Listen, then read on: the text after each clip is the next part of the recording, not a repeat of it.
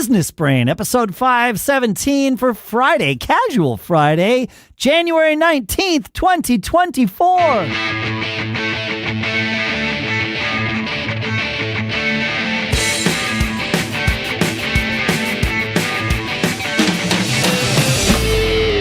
Greetings, folks, and welcome to Casual Friday here on Business Brain. We are the show where we take a topic or three, we discuss them, we cogitate upon them, we dissect them, we analyze them so that we can each tune our business brains every single time we get together. Sponsors for this episode include Miro.com/podcast, where your first 3 Miro boards are free forever, and Shopify.com/businessbrain, where you can sign up for a $1 per month trial period. We'll talk more about each of those in a little bit. For now, here in Durham, New Hampshire, I'm Dave Hamilton. In Lafayette, California, I'm Shannon Jean. How you doing, man? I'm good. We mentioned last episode that I was in Las Vegas last week for CES, formerly known as the Consumer Electronics Show. I don't think it's actually the Consumer Electronics Show anymore. I think it's just CES. I think it's just it's just CES. It's like Kentucky Fried Chicken or KFC. Yeah. It used to be Kentucky Fried Chicken. They changed it. I don't know why CES changed it. I think they easier. But no, I think it was a branding thing. I think they wanted to. I don't know why they would want to get out of the consumer electronics thing. I think maybe the automotive thing and there. There used to be 2 shows, right? Remember, it was Comdex and the Consumer Electronics Show. That's right. We used to go to Comdex because it was all computer stuff, and I was in this business for many, many years. Steve Wynn was Comdex, right? And then he sold that to the CTA. And they just kind of shut it down after something. I wonder, was it? I don't know what year it was. Doesn't matter. It's irrelevant. But so how was it? Was it a productive trip for you? Did you see interesting stuff? Yes and yes. And I don't know the attendance numbers. They have not released those yet. My guess is they will, though, because it felt like a normal CES this year. Nice. So this is the 3rd year that CES has happened since the COVID lockdowns, right? So CES happened in January of 2020. It did not happen in 2021. It did happen in 2022. I didn't go largely because starting about middle of December, so many companies pulled out of CES that it just wasn't worth my time to go. And the folks that did go said it was like a ghost town. So, but that's not surprising, right? I mean, given everything that was going on. Sure. Last year, I did go, and a lot of people went, but it felt roomy, for lack of a better term. It was not crowded. There were people there, and certainly there was plenty of disease floating around. I think I came back with whatever it was, RSV or something that was awful. But it, it was productive and it was fine. This year, it felt packed at times, which is great. Also, a little surprising, although I don't know why I'm surprised, because I am a firm believer in getting together in person with people. Oh, yeah. Absolutely. And it's clear I'm not alone in this belief, right? Because we certainly had the opportunity to basically let all conferences and trade shows die. We could have, terrible. Right? Yeah. We did. Well, we did them online, in our own weird ways, and it sucked. Yep. But we would have gotten better at that, as we always do, right? We iterate and we improve. But this CES is back. Yeah, and we've done several episodes on how to maximize your time at trade shows like this. So if you go up to businessbrain.show, there's a way to do it and a bunch of ways not to do it. Yes. To make it, it depends on the show too. Yeah, that's right. Like, some shows, if it's small and it's all in one sort of easy to manage expo hall, you can go in without a plan and probably be productive if you're desiring to be productive. Yes. If you go into CES without a plan, it doesn't matter how what your intentions are, you will fail at being productive. Yeah. You might, you might have some beautiful chance meetings. One thing that was interesting, all of my experience up prior to this year at CES steered me away from the show floor. And the reason was that people on the show floor were never happy to talk to press. I would attend in the capacity of press generally for my Mac Geek Gab podcast, right? And Mac Observer when we had it, learning about new products and that sort of thing. And there are press specific events that are absolutely fantastic at CES where it's just for the press and it's like speed dating for the press. It's awesome. The show floor was never that. It was so bad that like you would go up to a booth and be like, hey, I'm here with the, and I would explain like either the website or the podcast. And then people would be like, oh, yeah. And just like basically say, we're not interested. Or even if I did have a meeting with somebody, half the time I'd show up and somebody else at the booth would be like, oh, yeah, well, he's busy talking to Best Buy or Amazon or whatever. Yeah. You can't talk to him now. Yeah. So they're looking for partnerships on the show floor. Mm-hmm. Yeah. And this year, that was not the case. Every booth, with one exception, every booth that we walked up to was happy to see us, engaged, super like into it. And it's like, oh, this is interesting. I wonder why that changed. Yeah, I don't know. My guess is that there are less avenues by which to sell one's products, and getting into Amazon isn't a huge hurdle anymore. It's not like getting shelf space at Best Buy, right? So maybe there's less of that to do. I'm sure there's some of it to do. Don't get me wrong, but perhaps less. I don't know. The one booth that was the notable sort of, I was going to say exception, but they all the rest felt like the exceptions. This was like a blast from the past. Walked up, a guy came up. They had like some shiny like lights and light strips. I wasn't convinced that we were going to get anything valuable out of this anyway. This guy walks up in a jacket and tie or whatever, and he's like, "Hey, thanks for coming. What can I do for you?" Explained what it was, that we did. Like this, we do this podcast, 19 years. I've never seen anybody do an about face as fast as this guy did. He said nothing to us and just walked away. Wow. Not a customer. Not a customer. Right. Exactly. Not a customer. I'm done. It was weird. But it was productive. Yeah. That's cool. That's great. So if you want our take on on why trade shows are important and events like this, conferences, and how to get the best out of them, we'll put a link in the show notes at businessbrain.show, or you can go up there and just search for trade show or conference. You'll find it. All right. Look, it's really easy to lose track of the big picture when you're like stuck in the weeds and opening a new window for every detail that you're trying to manage, right? With our sponsor, Miro, you can bring everything and everyone together in one place. You can consolidate different points of view and increase team collaboration all on one centralized board with Miro. Miro brings a lot of things together in one spot, right? So you have an online whiteboard, a mind mapping tool, a space to just jot down ideas and really just brain dump individually and then also collectively. So we're here at the beginning of the year. One of the things we like to do is, telling the story of our business. And it's good to look back at what happened last year as we're planning for this year, and using Miro to do something like a retrospective for your business to really kind of dissect what happened in the previous year. You can pull all of these things together. And then when you do that, you start to see some trends, you start to see some patterns, and you've got multiple sets of eyes looking at this all at the same time, but different ways. And then next year, when you go and do this same thing, you've got your Miro board from this year to look at, reflect against, right? This is the kind of thing that can really make a difference in seeing the big picture for your business. Of course, you can also use Miro to get into the nitty gritty, like, product planning and road mapping and all of that can all be right here as well. You are going to love this. You got to check it out. Find simplicity in your most complex projects with Miro.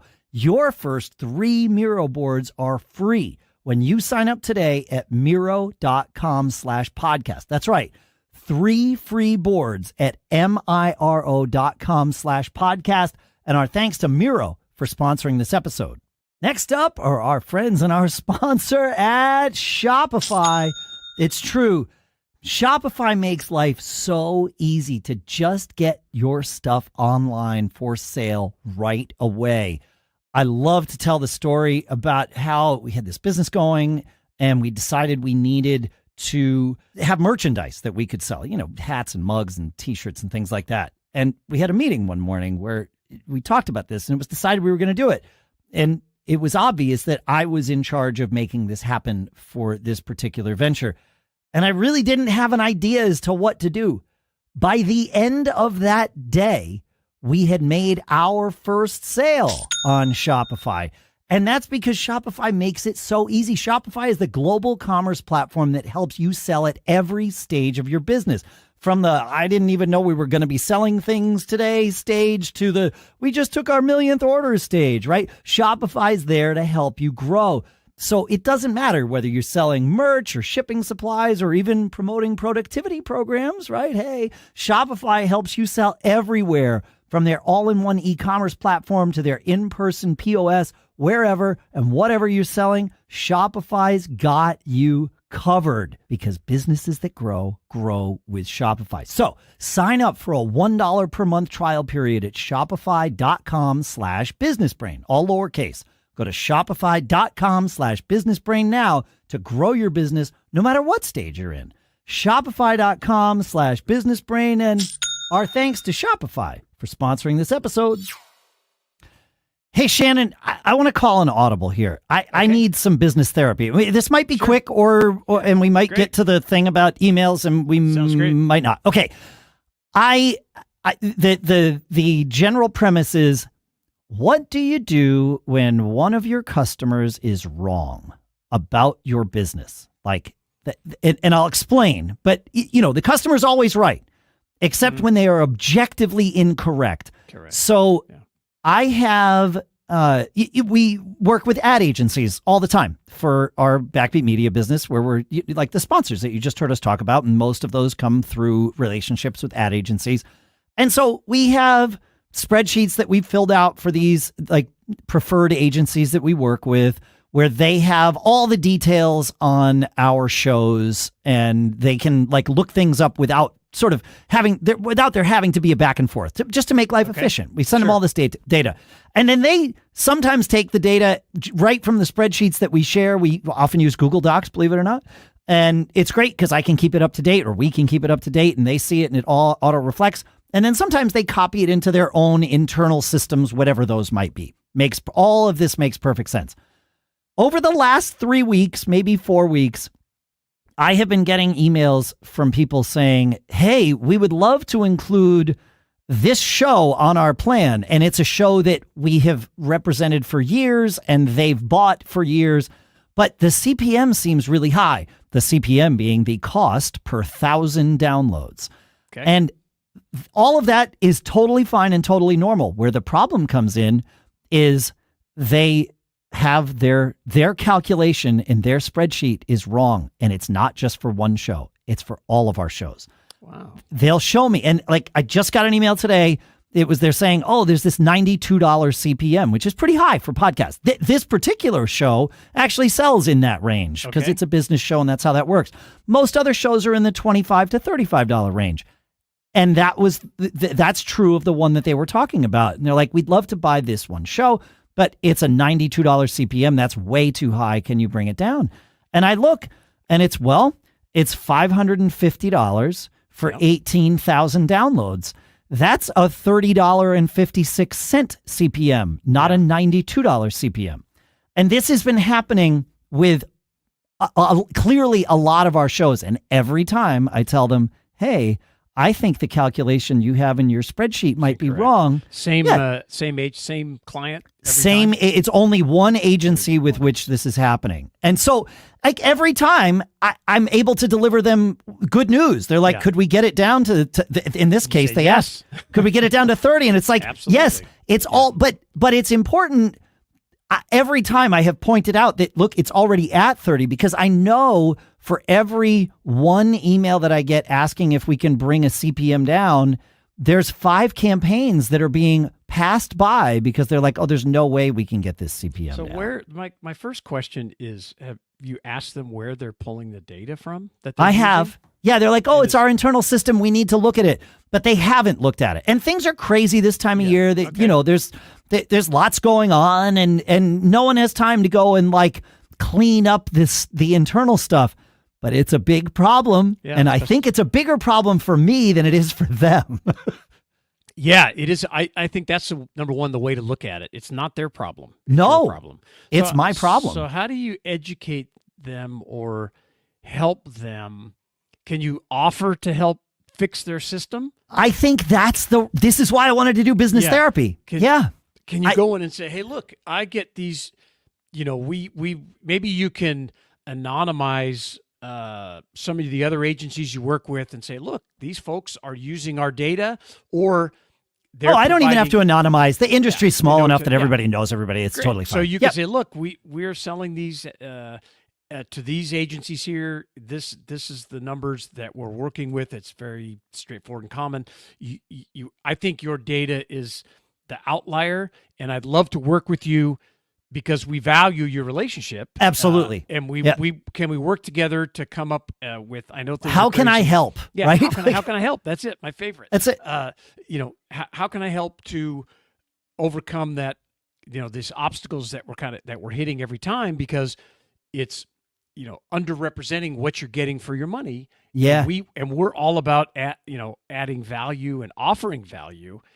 How do we figure this out together? You got to get on the same side of the table with them. Yes. That's because in the beginning you're saying, well, not saying that, but hey, the customer's wrong. You're wrong. You're wrong. You're wrong. Yeah. And I thought that just mention this is like the seventh or eighth time that it's happened. I thought the first couple of times, like when it first happened, it was like, well, there's mistakes. Like, that's fine. I'm like, but let me correct these for you. It's all good. And they were like, oh, thank you. But I don't think they realize they have a systemic problem. I realize they have a systemic problem, but I don't think they do. And that's how I need to tell them that in a productive way. And I guess then my next question is, who do you talk to?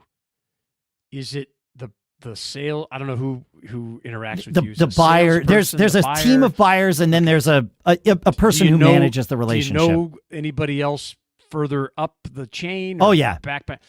That is probably the person you'd maybe. Hey, I'm here hitting these. Because it's not just one buyer, right? Yeah. So can we schedule a call so we could talk about how we get on the same page? Because obviously they want to be on the shows you're representing. Correct. Oh, they're going out of their way, which I'm super thankful for. Yeah, it's mutually beneficial. But the underlying problem is that someone to just look, if you're not on the phone with them or get a chance to rebut that data, they're just going to go, that's too much. Let's go somewhere else. It's too much, and it's a pass. Yeah, it's a pass. Yeah, the fact that there have been 7 or 8 instances in the last 3 or 4 weeks where they've come to me about this, not knowing what the issue is, but just asking to lower the rates, is a testament to the relationship that we've built. Yeah, that they're calling you. That's right. So if you can go to somebody, I don't mean you want to go around them. No, but I need to go to the person that can solve the problem for everyone, not the individual. Correct. Yes. You got it. And if you can have that conversation, it's like, look, I'm looking at this, and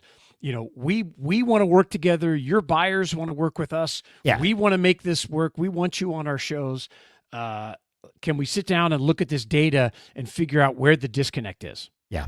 That's the way I'd handle it. That's it. Yeah, and I don't need to call anyone out because there's there probably somebody made a mistake, but I don't care who that was. It doesn't matter. I would phrase it as, look, there's some kind of data pipe that's broken here. That's it. Yep. And I want to be the plumber. I want to come in and help you reconnect that pipe so we're both using the same set of data. My guess is a column has shifted in their spreadsheet, and so I guess the first thing to do is for me to look at the things that we share with them and make sure I didn't actually cause this, because maybe I did. That's good. Yeah. And then if I did, that's great. I can go to them and say, I made a mistake. Yeah. That's right. That's easy. Take it. I mean, I'm a big fan of like ultra accountability. Same. I would rather, because sometimes even if you take the blame, even if you're not sure it's your fault, it opens the door to that conversation if you're like, hey, I want to be sure we haven't screwed up. Can we get on a call about this? Versus, hey, you guys are screwed up and you need to come talk to me. But you're taking ownership. It puts them at ease to the point where oftentimes they're like, no, your stuff's fine. Let's figure this is our out. fault, right? Yeah, and that's fine. Yeah. So I don't you want to. It's a jujitsu type of accountability. You need to use. That's very, very important. And getting them on the same side of the table. That's I think that's the thing. Yep. Yeah. Yep. And I have them on the same side of the table. Like this, cool. but this isn't a problem that's going to fix itself, which is what I initially thought. I thought they'll realize these numbers don't make any sense. Well, I'm someone who, when I look at numbers, I see calculations fairly readily. I don't want to say I'm some savant or anything, but I calculate numbers in my head all the time. Not everyone does. Yeah, if I look at $550 times or divided by 18, I know that that's not 92. Yeah, I know that's closer to 30. Yeah. Not everybody sees that, and so it's not a glaring error to many folks. Certainly not these folks. Yeah. Yeah. So I would use those techniques, but the last thing I would tell you is implement this business therapy, these action items that we've talked about, and come back and tell us how it went. I absolutely will. No, it's what I'm going to do as soon as we finish recording this episode. Yeah, and if you have tips for Dave in this segment of business therapy, feedback at businessbrain.show. And don't miss next Tuesday's show, because we're going to talk about next Wednesday, but that's okay. Sorry. Yeah, I'll be here on Tuesday, but we're going to record it on Tuesday. That's right. Yeah. You won't be here could watch our live streams though. That's right. That's right. Yeah. Yeah. So we really even haven't talked about that. We live stream every Tuesday at 1 p.m. Pacific, 4 p.m. Yeah, around there. 1:15, 4 p.m., 4:15 Eastern. We push it out to Twitter, Facebook, LinkedIn, and YouTube, so you can see us in action. So, cool, amazing. Thanks, folks. Thanks for hanging out with us. Thanks for spending your time with us. We know that time is your most precious asset. Thanks for checking out our sponsors, Miro.com/podcast, Shopify.com/businessbrain. Go and check both of those out. Feedback at businessbrain.show if you have any thoughts for us or advice for me. Have a great weekend and keep on living that charmed life. See you next week.